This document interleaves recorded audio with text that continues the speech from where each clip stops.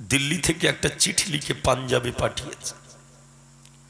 বাবু মোজাদ্দেদ আলফেসানি হুজুরের কলিজার টুকরা সেজো বেটা মাসুম রব্বানি এই দিল্লিতে যে মাদ্রাসায় পড়াশোনা করে, নিজের হাড়িতে রান্না করে, নিজের প্লেটে খান, নিজের গিলাসে পানি পান করেন, সব নিজের, যে এখন ওখান থেকে চিঠিটা এসছে পাঞ্জাবে, হুজুর দরবারে বসে আছে, হুজুর দরবারে বসে আছে, খাদেমরা সব আছে, পিয়ন চিঠিটা নিয়ে হাজির হয়েছে। মোজাদ্দেদ আলফেসানি হুজুর চিঠি খুললেন, চিঠিটা খুলে জাহানটা যেন ভরে গেল।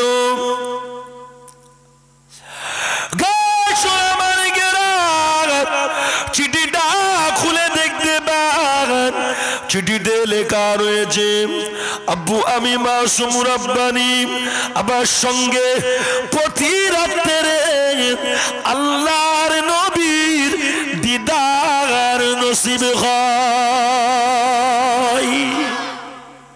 নবীর দিদার পায়, নবীর সঙ্গে দেখা হয়।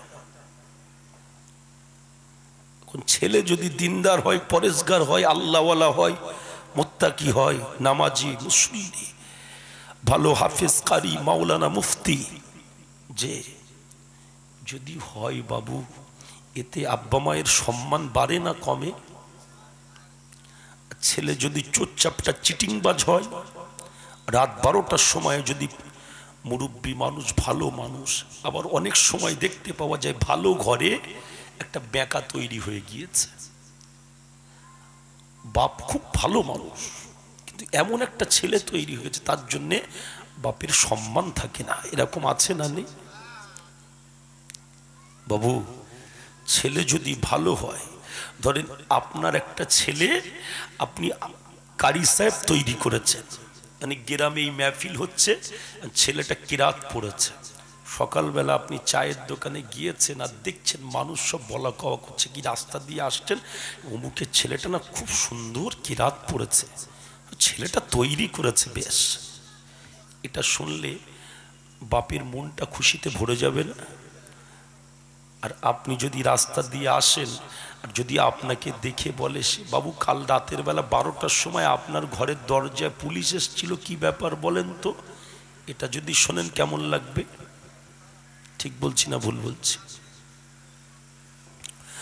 মুজাদ্দেদ আলফেসানি হুজুর চিন্তা করেন, বেটা মাসুম রব্বানি অল্প বয়স, যেই বয়সে নবী পাকের সঙ্গে দিদার হয়ে গিয়েছে, গাহারে যে কথাটা যদি মাদ্রাসার ছাত্রদের কানে চলে যায়, মাদ্রাসার ছাত্ররা আমার বেটা মাসুমকে নিয়ে টন্টিটকারি করবে, মাস্কারা করবে, গেছে দেখতে পাওয়া যাবে আমার বেটা মাসুম হয়তো এই লাইনটা ছেড়ে দিয়ে অন্য দিকে চলে যাবে। বাবু একটা ছেলে নামাজ পড়ে না, হঠাৎ করে মসজিদে নামাজ পড়তে গিয়েছে, তাকে দেখে যদি টন্টিটকারি করে, ছেলেটা তো লাইনটা ছেড়ে দিতে পারে। ওজন কিভাবে তাকে নিয়ে আসা যায় নামাজের দিকে সেই চিন্তা করতে হবে। কথা বুঝতে পেরেছেন? যদি কেউ ওকে খোঁচা দিয়ে নামাজ বন্ধ করে তাহলে গোনাগারি কিন্তু সে হয়ে যাবে। ওই জন্য মানুষকে আর ওজন ভালো কথা বলে কিভাবে নামাজ পড়েন সেই চিন্তা করতে হবে।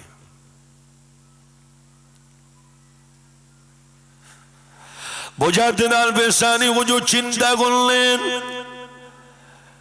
পাঞ্জাবের জমিন থেকে দিল্লির জমিনে একটা চিঠি আমাকে লিখতে হবে। হুজুর একটা চিঠি লিখলেন, চিঠিটা লিখে পাঞ্জাবের জমিন থেকে দিল্লিতে পাঠিয়ে দিলেন। বেটা মাসুম রব্বানি চিঠিটা, বেটা মাসুম রব্বানি চিঠিটা খুললেন, চিঠিটা খুলে দেখতে পান চিঠিতে লেখা রয়েছে, গে বেটা মাসুম আমি তোমার আব্বু যা বলছি, আজ থেকে তুমি আর নিজে রান্না করে খাবে না, আজ থেকে তুমি আর নিজে রান্না করে খাবে না গো, আজ থেকে তুমি হোটেলে খাবে, আজ থেকে তোমার গ্লাসে তোমার প্লেটে তোমার হাড়িতে আর খাবে না। আজ থেকে তুমি নিজে রান্না করে খাওয়া বন্ধ করে দিয়ে হোটেলে দেখাবে। বাবে কথা মতো মাসুম রব্বানী হুজুর নিজে নিজে হোটেলে খেতে লেগেছে। দেখতে পাওয়া গেল আকারে আল্লাহর ওলি মুসাদ্দিদিয়া তরিকার ইমাম মুসাদ্দিদ আল বেসানি রহমাতুল্লাহ আলাইহি দরবারেতে বসে আছেন। বেটা মাসুম চিঠি লিখে পাঠিয়েছে। চিঠিটা খুলে হুজুর দেখছে, চোখ দুটা দিয়ে ট্যাপ ট্যাপ করে পানি টোজা গড়িয়ে পড়ে, কত কান্না কাঁদছে। দরবারে খাদেমরা বসে আছে, চিঠিটা খুলে কাঁদতেছে, চোখ দুটা দিয়ে ট্যাপ ট্যাপ করে পানি টোজা গড়িয়ে পড়ে। চিঠিতে লেখা রয়েছে, আব্বু জান আমি মাসুম রব্বানী, আবার আর কিছুই ভালো লাগে না, মাদ্রাসায় পড়তে ভালো লাগে না। আব্বা জান আমার সঙ্গে আল্লাহ নবীর দিদার হয় না, আমি নবীকে দেখতে পাই না। যেদিন থেকে আমি হোটেলে খেতে শুরু করে দিলাম, ওই দিন থেকে আমার সঙ্গে আল্লাহ নবীর দিদার হয় না, নবীর দিদার আমার নসিবে মেলে না। নবীকে না দেখতে পেয়ে কোনো কাজ যেন আমার ভালো লাগছে না, সব সময় যেন মনটা চায় পড়াশোনাটা ছেড়ে দিয়ে চলে যায়। মুজাদ্দিদ আল বেসানি হুজুর চিন্তা করলেন, এই মুহূর্তে আমাকে বেটা মাসুমের কাছে পাঞ্জাবের জমিন থেকে একটা চিঠি লিখে পাঠিয়ে দিতে হবে, কেননা আমার বেটা তাহলে লাইনটা ছেড়ে দেবে। আল্লাহর ওলি চিঠিটা লিখলেন, পাঞ্জাব থেকে চিঠিটা দিল্লির জমিনে চলে আসলেন।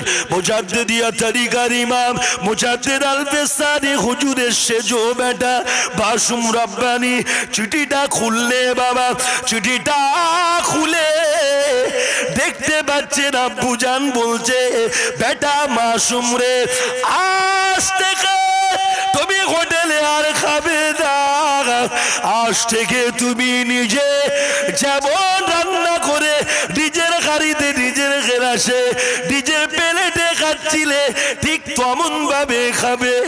আব্বা জানের কথা মতো মাসুম রব্বানী তাই করতে লাগলেন।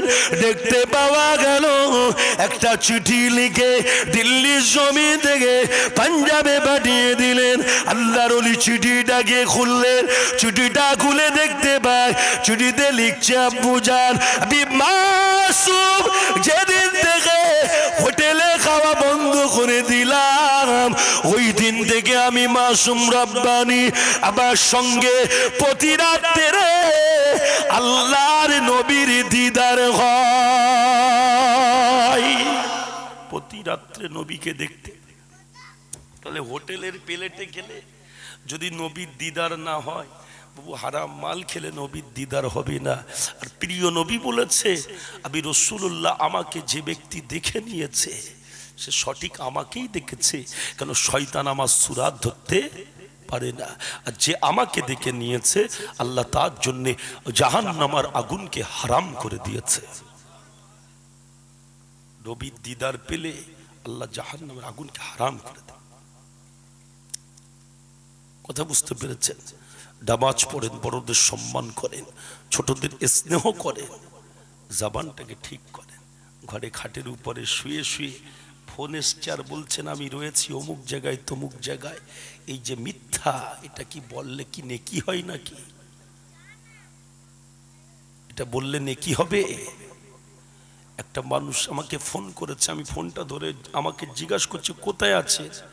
আমি বললাম আমি তো এখন মালদাতে, আমি খাটের উপরে শুয়ে আছি। হঠাৎ করে আমি ফোনটা রাখলাম, আমার হার্ট ব্লক হয়ে গেল, আমি মারা গেলাম।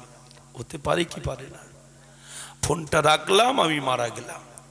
এখন আমার বাড়ির লোক চিন্তা করছে রিসিভ কলে যে নাম্বারটা রয়েছে ওই নাম্বারটাই ফোন করে মৃত্যুর সংবাদটা একটু শুনিয়ে দিই। এখন ফোন করেছে, ফোন করে বলছে অমুক ব্যক্তি এখনই নিজ ঘরে ইন্তেকাল করেছে, মারা গিয়েছে। বাবু এই যে কথাটা শুনিয়ে দেওয়া হলো, তার সঙ্গে আমি একটু আগেই কি বললাম, আমি মালদাতে আছি। আচ্ছা ওই ব্যক্তিটা শুনে কি আমার জন্য দোয়া করবে নাকি?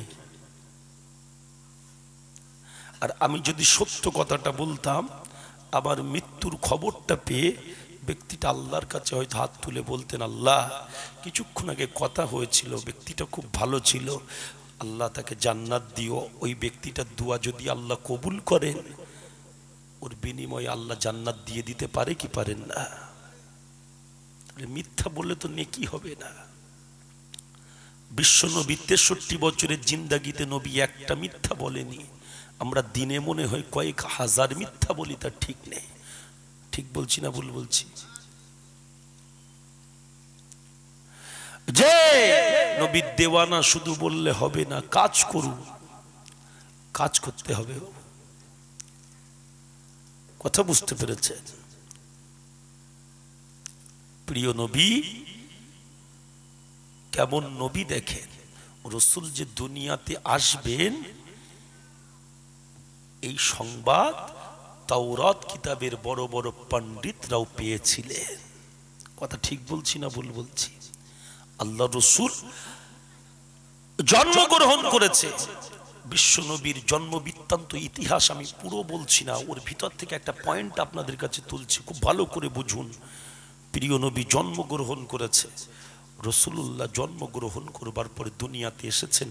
বাবু আল্লাহ নবীকে আল্লাহ সৃষ্টি করেছেন দুনিয়া সৃষ্টির হাজার হাজার বছর আগে, কিন্তু আল্লাহ নবী দুনিয়াতে জাহির হয়েছেন অনেক পরে। কথা বুঝতে পারেননি? আল্লাহ নবীকে আল্লাহ সৃষ্টি করেছেন দুনিয়া সৃষ্টির হাজার হাজার বছর আগে, কিন্তু নবী দুনিয়াতে জাহির হয়েছেন সবার পরে। প্রিয় নবী সাল্লাল্লাহু আলাইহি ওয়াসাল্লাম আল্লাহর পয়গম্বর দুনিয়াতে জন্ম নেওয়ার পরে দেখতে পাওয়া গেল তায়েব থেকে হালিমাতু সাদিয়া আমার নবীকে নিয়ে যাচ্ছে। খুব ভালো করে বুঝবেন, নবীকে নিয়ে যাচ্ছে। এখন এই বিশ্ব নবীকে হালিমাতু সাদিয়া কেন নিতে এলেন? যখন কোনো বাচ্চাকে খুঁজে পাচ্ছিলেন না, মক্কাতে আর কোনো বাচ্চা নেই, খালি হাতে ফিরে যাবেন, তখন স্বামীর সঙ্গে বলতে লাগলেন খালি হাতে ফিরে গিয়ে লাভ নেই, যাওয়ার সময় এই বাচ্চাটিকেই নিয়ে যাওয়া যাক। আচ্ছা সবাই তো যে যার মতো বাচ্চা নিয়ে চলে গেল, আমার নবীকে নিয়ে গেল না কেন?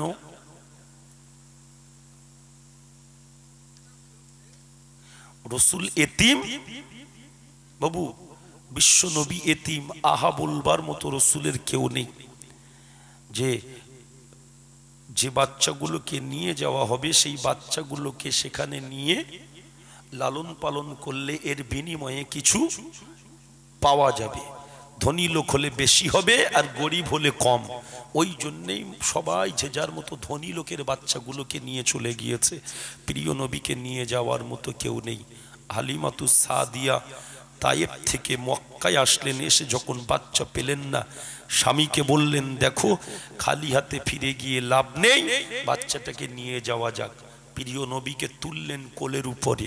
হালিমাতু সাদিয়া বলছেন আমি যখন ওই শিশু বাচ্চা মুহাম্মাদুর রাসূলুল্লাহ সাল্লাল্লাহু আলাইহি ওয়াসাল্লামকে কোলে উঠালাম, দেখতে পেলাম আমার শরীরের দুর্বলতা, ক্লান্তি, অলসতা আল্লাহ সব দূর করে দিয়েছে। জোরে বললেন না সুবহানাল্লাহ?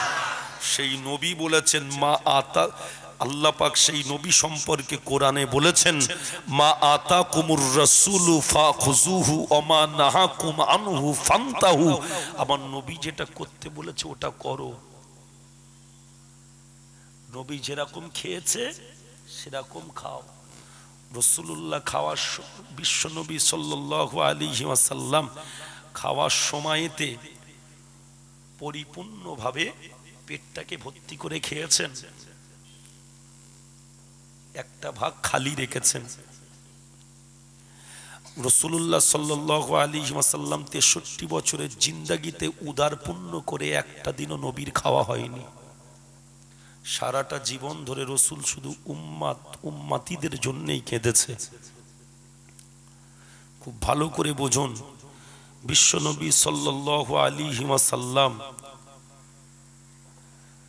যেমন ভাবে চলেছেন আমাদেরও দায়িত্ব সেইভাবে চলা। বিশ্বনবী সাল্লাল্লাহু আলাইহি ওয়াসাল্লাম যেভাবে অসহায় মানুষের পাশে দাঁড়িয়ে সাথ দিয়েছেন, আমাদেরও দায়িত্ব হলো অসহায় মানুষের পাশে দাঁড়িয়ে সাথ দেওয়া। বিমারীকে বিশ্বনবী সাল্লাল্লাহু আলাইহি ওয়াসাল্লাম যেভাবে তার পাশে দাঁড়িয়ে সে সুস্থ হতে পারে, সে বিমার থেকে শিফা পায়, কি কাজ করলে সে সুস্থ হবেন, সেইভাবে প্রিয় নবী ওই বিমারী ব্যক্তিটার পাশে দাঁড়িয়ে কাজ করেছেন। কথা বলেন ঠিক কিনা? সম্মানিত মুরব্বীরা, দাদা পীরের হক সিলসিলার মুরিদ মোতাকিনেরা, খুব ভালো করে শুনুন। বিশ্বনবী এতিম ছিলেন, ওই জন্য রাসূলুল্লাহ সাল্লাল্লাহু আলাইহি ওয়াসাল্লাম এতিমদেরকে বড় ভালোবাসতেন। এতিমদের নবী বড় ভালোবাসতেন। কোরআন শরীফের মধ্যে এসেছে, কাল কিয়ামতের মাঠে ময়দানে মাহশরে আল্লাহ এক শ্রেণীর মানুষকে জাহান্নামের ভিতরে দেবেন, দিয়ে জিজ্ঞাসা করবেন জাহান্নামায় কেন এসেছো? তারা জবাব দেবেন মা সালাকাকুম ফি সাকার, আজকে সাকার নামীয় জাহান্নামায় এসেছি। ক্বালু লাম নাকু মিনাল মুসাল্লিন, দুনিয়াতে নামাজ পড়েনি। তারপরেই জবাব দেবেন ওয়ালাউ নাকু নুতইমুল মিসকিন, এতিম মিসকিনের সঙ্গে ভালো ব্যবহার করেনি। ধরা পড়ে যাবে। প্রিয় নবীর দরবারে একজন সাহাবী, প্রিয় নবীর দরবারে একজন এতিম এসছে। এতিমটা এসে আল্লাহ নবীর কাছে বলছেন, হুজুর আমার খাজুর বাগান অমুক ব্যক্তি নিয়ে নিয়েছে। কি নিয়েছে? খাজুর বাগান অমুক ব্যক্তি নিয়েছে। তা যার নামে অভিযোগ করেছেন প্রিয় নবী সেই ব্যক্তিটাকে ডেকেছে। ডাকার পরে আল্লাহ নবী সাল্লাল্লাহু আলাইহি ওয়াসাল্লাম এতিমের মুখেও কথা শুনলেন, ওই ব্যক্তির মুখে কথা শুনলেন, উভয় পক্ষের কথা শুনে দেখলেন যে খাজুর বাগানটা অরিজিনাল এতিমের নয়, এতিমের নয়। কিন্তু যে ব্যক্তির কাছে খাজুর বাগানটা রয়েছে, রসুল বললেন দেখো তোমার তো খাজুর বাগান আল্লাহ অনেক দিয়েছে, তুমি এই খাজুর বাগানটা ওই এতিমকেই দিয়ে দাও। বাবু দয়া মায়া তো সবার অন্তরে থাকে না, ঠিক বলছি না ভুল বলছি? একটা মানুষের অগাধ পয়সা রয়েছে, কিন্তু ব্যক্তিটার কাছে যদি কোনো অসহায় মানুষ এসে হাত পাতে, দিতে যেন কেমন একটা মনে করে। আবার এরকম মানুষও আছে নিজের কাছে নেই, কিন্তু অসহায় মানুষ এসে হাত পেতেছে, পাশের কাছ থেকে নিয়ে দিয়েছে। ঠিক বলছি না ভুল বলছি? আবার দেওয়ার মানুষও এই দুনিয়াতেও আছে, আল্লাহ দিয়েছে আবার আল্লাহ রাস্তাতেও দেয়, এরকম মানুষ আছে না নেই? প্রিয় নবী শুনলেন, শুনবার পরে আল্লাহ নবী যেই ওই ব্যক্তিকে বললেন খাজুর বাগানটি এতিমটিকে দিয়ে দাও, বাবু দয়া হলো না। আল্লাহ পাকের হাবিব হাদিস শরীফের মধ্যে বলেছেন লা ইয়ারহামুল্লাহু মান লা ইয়ারহামুন নাস আও কামা ক্বালান নবী সাল্লাল্লাহু আলাইহি ওয়াসাল্লাম। প্রিয় নবী বলেছেন যার অন্তরে মায়া নেই, দয়া নেই, যে মানুষের দিকে করুণার দৃষ্টিতে দেখে না, আল্লাহ পাকের দয়া ও করুণা ওই ব্যক্তিটার নসিবে মিলবে না। আর আল্লাহর দয়া যদি কারোর ভাগ্যে না মেলে, জান্নাত দেখতে সে পাবে না। আল্লাহর দয়া ছাড়া জান্নাতে যাওয়া সম্ভব নয়। সম্ভব হবে না। খুব ভালো করে বুঝুন সোনার চাঁদেরা, সোনা মানিকেরা, বিশ্ব নবী সাল্লাল্লাহু আলাইহি ওয়াসাল্লামের একজন সাহাবী, নাম হলো হযরত আবু দারদা রাদিয়াল্লাহু তাআলা আনহু। হযরত আবু দারদা যে ব্যক্তিটা খাজুর বাগান নিয়েছে, ওই ব্যক্তিটাকে গিয়ে বলতে লাগলেন যে আল্লাহ বান্দা ওই খাজুর বাগান দিয়ে আমি আবু দারদা আমাকে আপনি দিয়ে দেন, ওই খাজুর বাগানটার বিনিময় আমি আপনাকে আবার অন্য জায়গায় খাজুর বাগান গেট থেকেও মূল্যবান খাজুর বাগান দিয়ে দিতে চাই। জোরে বলুন সুবহানাল্লাহ। কোনো ব্যক্তি এখন রোডের ধারে 1 বিঘে, রোডের উপরে 1 বিঘা জমি একজনকে বলে আমি তোকে দিয়ে দিচ্ছি, আর তোর যে মাটান 10 কাঠা রয়েছে, মাঠে যে জমি 10 কাঠা আছে ওটা আমাকে দে, লোকটা খুশি মনে দেবে না অসন্তুষ্ট হবে? আর এই সময়ে যদি হয়তো পাগল বলবে, বলবে কি বলবে না? হযরত আবু দারদা রাদিয়াল্লাহু তাআলা আনহু গাশরা বারিকরা আল্লাহ নবী সাহাবী যেই বললে বাবা ওই ব্যক্তিটা রাজি হয়ে গেল। হযরত আবু দারদা রাদিয়াল্লাহু তাআলা আনহু আল্লাহ নবীর সামনে দাঁড়িয়ে গেলেন। ইয়া রাসূলুল্লাহ, ইয়া হাবিবাল্লাহ, হুজুর আমি আবু দারদা ওই খাজুর বাগানটি ওই ব্যক্তির কাছ থেকে নিয়েছি, ওই খাজুর বাগানটি আজকের দিনে আমি ওই ইয়েতিম ছেলেটিকে দিয়ে দিতে চাই। ইয়া রাসূলুল্লাহ, ইয়া হাবিবাল্লাহ, হুজুর ওই খাজুর বাগানটি আমি এতিমকে দিয়ে দিলাম। আল্লাহ নবী বলেছিলেন বাবা আবু দারদা আজকের দিনে এতিমের মুখে তুমি হাসি ফুটিয়েছো, আল্লাহ তোমার উপরে বড়ই খুশি হয়ে গিয়েছে। তুমি যেমন এতিমে হাসি ফুটিয়েছো, কাল কিয়ামতের মাঠে বাইদারে মাশারে আল্লাহ তোমাকে আল্লাহ দয়া জান্নাত দেবে। শুনে রেখে দাও, তুমি যেমন এতিমকে খাজুর বাগান দিয়েছো, আল্লাহ তোমাকে জান্নাতের ভিতরে সুন্দর খাজুর বাগান দেবে। তুমি এতিমের মুখে হাসি ফুটিয়েছো। প্রিয় নবী এতিম ছিলেন, রাসূলে পাক সাল্লাল্লাহু আলাইহি ওয়াসাল্লাম যাচ্ছে কার সঙ্গে? হালিমাতু সাদিয়ার সঙ্গে। কোথায়? মক্কা থেকে তায়েফ। কত কিলোমিটার রাস্তা? মক্কা থেকে তায়েফ হলো 190 কিলোমিটার রাস্তা। যাচ্ছে প্রিয় নবী যাচ্ছেন বাবু, যেতে যেতে যেতে যেতে বাবু 190 কিলোমিটার রাস্তাটা তো কম নয়। আর এখন তো গাড়িতে বসলেই চলে যাবে, কিন্তু সেই সময় তো গাড়ির কোনো ব্যাপার নেই, গাধার পিঠে উটের পিঠে চড়ে যেতে হয়। আর বাবু পাহাড়ি এলাকা, মরুভূমির পথ, বালু এলাকা, যখন তাপমাত্রা বেশি পড়ে না বাবু, আমি গুনাগার গিয়ে দেখেছি, কথা বুঝতে পেরেছেন? এবছর 19 সালে হজ পাকে গিয়ে দেখি 56-57 তাপমাত্রা। তাহলে আপনার 35-36 হলে আমাদের এখানে তাই মাথা খারাপ হয়ে যায়। ঠিক বলছি না ভুল বলছি? কিন্তু আল্লাহ পাক হাজীদের দিয়ে সুন্দরভাবে সব কাজ করিয়ে নেন। জোরে বলুন সুবহান। আজাদে আল্লাহ নবীকে নিয়ে হালিমাতু সাদিয়া গেশুরা বাড়ি গেরা মক্কা থেকে চলতে লাগলে বাবা 190 কিলোমিটার রাস্তা একসঙ্গে যাওয়া সম্ভব নয়। গেশুরা বাড়ি গেরা পথের মাঝখানে একটা জায়গাতে হালিমাতু সাদিয়া আবার নবীকে দিয়ে দাঁড়িয়ে গিয়েছেন। জোরে বলুন সুবহানাল্লাহ, আর একটু জোরে বলুন সুবহানাল্লাহ।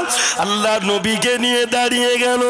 একটা ঘর রয়েছে বাবা, ওই ঘরের ভিতর থেকে 80 বছরের একটা বৃদ্ধা লোক বার হয়ে যেতে, বৃদ্ধা লোকটি বার হয়ে ঘরের বাইরে এসেছে। হালিমাতু সাদিয়াকে জিজ্ঞাসা করলেন দাম কি গো? হালিমাতু সাদিয়া জবাব দিলেন আমার নাম হলো হালিমা। বললেন ওই ব্যক্তিটা, ওই যে পুরুষ মানুষটি, ওই ব্যক্তিটা আপনার কে হয়? বললেন উনি আমার স্বামী। জিজ্ঞাসা করলেন কে হালিমা, তোমার স্বামীর নামটা কি? জবাব দিলেন আমার স্বামীর নাম হলো হারেস। বললেন এই যে বাচ্চাটি, এই বাচ্চাটা কি আপনার বাচ্চা? বললেন না, একে আমি মক্কা থেকে নিয়ে যাচ্ছি। বাচ্চাটিকে মক্কা থেকে নিয়ে যাচ্ছ, এই বাচ্চাটির আব্বার নাম কি? আব্দুল্লাহ। বললেন হ্যাঁ। এই বাচ্চাটির মায়ের নাম কি? আমেনা। বললেন হ্যাঁ। বললেন এই বাচ্চাটির দাদুর নাম কি? Abdul Muttalib. জোরে বলুন সুবহানাল্লাহ। আর একটু জোরে বলুন সুবহানাল্লাহ। এই বাচ্চার দাদুর নাম কি? Abdul Muttalib. আর এই বাচ্চার আব্বার নাম কি? আব্দুল্লাহ। মায়ের নাম কি? আমেনা। এই বাচ্চার আব্বা কি দুনিয়াতে বেঁচে আছে? হালিমাতু সাদিয়া বললেন না। বাবু, এতটা রাস্তা যাওয়ার পরে একটা ছোট বাচ্চা তার মুখের দিকে তাকিয়ে যখন একে একে বংশ পরিচয়গুলো বলে দিচ্ছে, মনের কাছে একটা সন্দেহ আসবে কি আসবে না? নিশ্চয়ই এর ভিতরে কোনো কারণ আছে। আপনি যদি একটা বাচ্চাকে নিয়ে এখন ক্ষীরপাই, মহিষাদল, ঘাটাল, চন্দ্রকোনায় নিয়ে যান, এখন ওখানে একটা চায়ের দোকানের সামনে যদি আপনি গাড়ি থেকে নেমে দাঁড়ান আর বাচ্চাটার মুখের দিকে তাকিয়ে যদি একে একে সব বংশ পরিচয় বলে দিতে থাকে, তাহলে বুঝতে হবে কিছু একটা ব্যাপার আছে। প্রিয় নবীকে দেখে একে একে সব বলছে। হালিমাতু সাদিয়া চিন্তা করেন,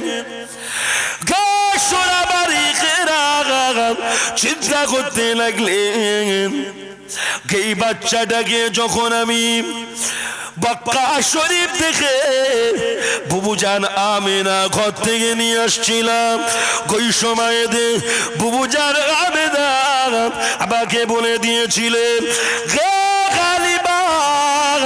আবার কলিজা টুকরাকে নিয়ে যাচ্ছ, তবে নিয়ে যাও, বলে রেখে দিও এই বাচ্চাটা দুনিয়ার আর বাচ্চাদের মতো নয়। এই বাচ্চাটা দুনিয়ার আর বাচ্চাদের মতো নয়। আমি যখন আমার এই কলিজা টুকরাকে গর্ভে রেখে দিয়েছিলাম, আমি স্বপ্নের ভিতরে দেখতে পাচ্ছিলাম কে যেন আমাকে বলছিল, তোমার গর্ভে যে বাচ্চাটা রয়েছে তিনি আল্লাহ পাকের একজন নবী হবে, তিনি আল্লাহ পাকের একজন নবী হবে। এই বাচ্চাটা যাতায় বাচ্চা, এই বাচ্চাটা সাধারণ বাচ্চা। কথা বুঝতে পেরেছে? হালিমাতু সাদিয়া চিন্তা করছে, ঠিকই আছে, কিছু একটা ব্যাপার আছে। বাবু, এক তো বাচ্চার বংশ পরিচয় একে একে বলছে, আবার 80 বছরের বৃদ্ধা লোকটি হালিমাকে বলছে, হালিমা ওই বাচ্চাটিকে আমার কোলের উপর একটু দাও, আমি একটু বাচ্চাটিকে কোলে নিতে চাই। বাবু, অচেনা জায়গাতে একটা বাচ্চাকে অচেনা একটা মানুষের হাতে দেবে, আর দিয়ে যদি কোনো একটা অ্যাক্সিডেন্ট ঘটে যায়, বাচ্চার মায়ের কাছে এসে কি জবাব দেবে? হালিমাতু সাদিয়া চিন্তা করছে, দেওয়া যাবে না, দেওয়াটা ঠিক হবে না। বাচ্চাটিকে যদি দিয়ে দিই, একদিকে হচ্ছে দুনিয়াতে তার আব্বা নেই, আর মা এই বাচ্চার মুখ দেখে সব ব্যথা যন্ত্রণা ভুলে গিয়েছে, আর যদি কোনো একটা অ্যাক্সিডেন্ট ঘটে যায় তাহলে কি জবাব দেব? দেওয়া যাবে না। 80 বছরের বৃদ্ধা লোকটি বলতে লাগলে, হালিমা আবার কোলে দে বাচ্চাটাকে দিতে, যদি অসুবিধা মনে হয় হালিমা বাচ্চাটিকে তুমি তোমার নিজের কোলের উপরে রেখে দাও। তবে বাচ্চাটিকে কোলের উপরে রেখে বাচ্চাটিকে কাঁধের উপরে মাথাটাকে রেখে ওই বাচ্চাটির পিঠের দিক থেকে একটুখানি কাপড়টাকে উঠাও। আল্লাহ হাবিবের পিঠের দিক থেকে কাপড়টা উঠানো হলো, আবার নবী পাকের পিঠের দিক থেকে কাপড়টা ওঠানো হলো।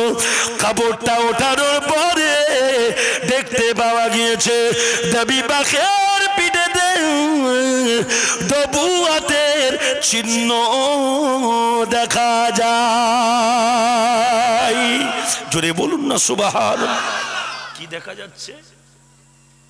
নবুয়তের চিহ্ন দেখা যাচ্ছে, মোহরে নবুয়তের স্ট্যাম্প প্রিয় নবীর পিঠে। প্রিয় নবীর পিঠেতে মোহরে নবুয়াতের স্টাম আছে, কবুতরের ডিমের মতো ছোট একটা জায়গায় লেখা রয়েছে মুহাম্মাদুর রাসূলুল্লাহ সাল্লাল্লাহু আলাইহি ওয়াসাল্লাম। জোরে বলুন না সুবহানাল্লাহ। আল্লাহ নবীর পিঠে নবুয়াতের স্টাম। হালিমাতু সাদিয়া মুখের দিকে তাকিয়ে 80 বছরের বৃদ্ধা লোকটি বলেছিলেন, গো হালিমা, এই বাচ্চাটির পিঠে এই দাগটা কি, এই লেখাটা কি আগে দেখেছো? হালিমাতু সাদিয়া জবাব দিলেন না। হালিমাতু সাদিয়া বলেছিলেন, গো শুনে রেখে দেন, এই বাচ্চাটির পিঠে এই যে লেখাটা আছে, এই লেখাটির খবর আপনি কিভাবে জানলেন?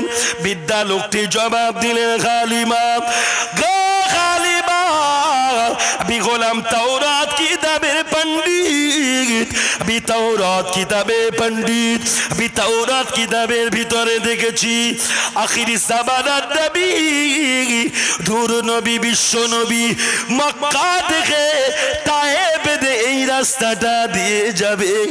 আখিরি জামানার নবী, বিশ্ব নবী মক্কা থেকে তায়েবের জমিন দে এই রাস্তাটা দিয়ে যাবে।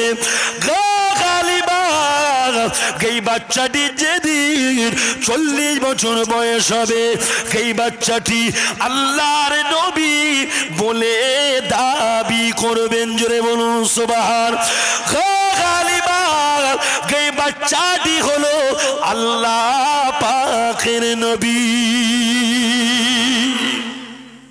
এই বাচ্চাটা আল্লাহর নবী। এই বাচ্চার যেদিন 40 বছর বয়স হবে, এই বাচ্চা নবীর দাবি করবে।